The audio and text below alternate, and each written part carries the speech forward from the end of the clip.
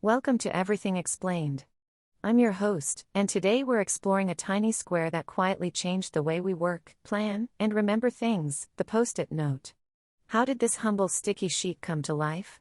What kept a quirky idea moving from a lab scratch pad to a staple on desks around the world? Let's rewind to the late 1960s and follow a mix of glue, curiosity, and good timing. In 1968, Spencer Silver, a chemist at 3M, created a new kind of adhesive, a pressure-sensitive glue that was deliberately weak. It would stick to paper but peel away without tearing it or leaving a sticky residue.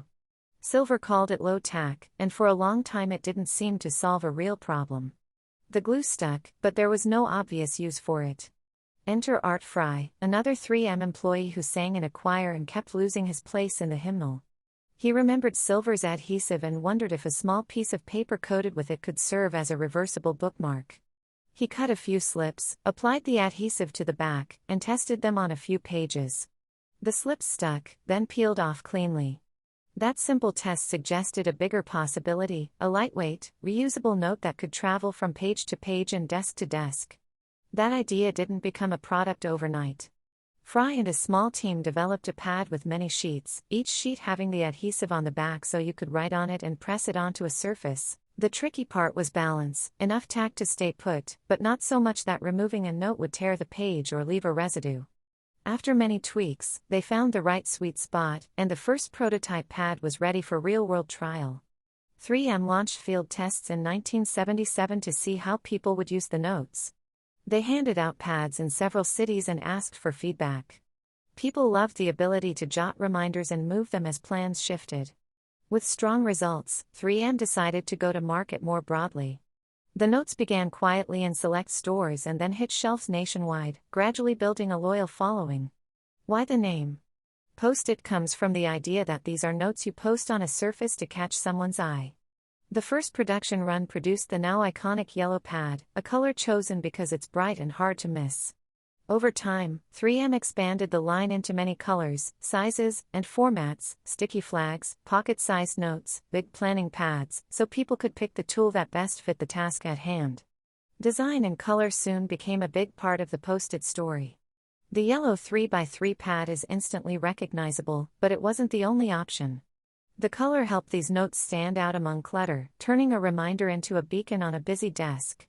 The range then grew into pink, blue, green, orange, and more, letting people code messages by color or simply choose a favorite. 3M also developed sticky flags for margins, tabs for bookmarks, larger planning pads, and specialized versions for wet or dusty environments. The core idea remained the same: write, stick, move, and reuse, but the tools multiplied to fit different tasks and spaces. Behind the product sits a broader culture of experimentation at 3M. The company has long encouraged scientists to spend part of their time on projects they care about, a policy that helped ideas grow from glimmer into marketable goods. The Post-it became a favorite example because it invited people to test ideas in real life: teachers marking feedback on student work, designers wiring storyboard ideas, engineers mapping workflows on a whiteboard.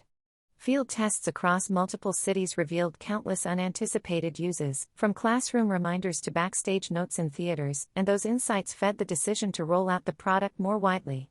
It wasn't a single aha moment but a sequence of small experiments that proved useful in real life. Today Post-its appear on every corner of the globe. They're used in classrooms, offices, hospitals, and homes. In addition to the classic pads, you'll find tiny sticky notes for margins, larger sheets for project planning, bright flags to mark pages, and even digital integrations that echo the same idea in screens everywhere. The enduring appeal is simple: a small, affordable tool that helps us pause, plan, and communicate without forcing an interruption in the flow. So the invention of Post-it notes is a story about how a failed problem finds a purpose, how patient testing turns a quirky glue into a universal tool, and how a culture that supports curiosity can turn small ideas into everyday magic. It's a reminder that innovation often travels in slow, sticky steps, not one thunderous breakthrough. So next time you peel, write, and stick, remember, big changes often start with a tiny, movable idea. Stay curious, stay sticky.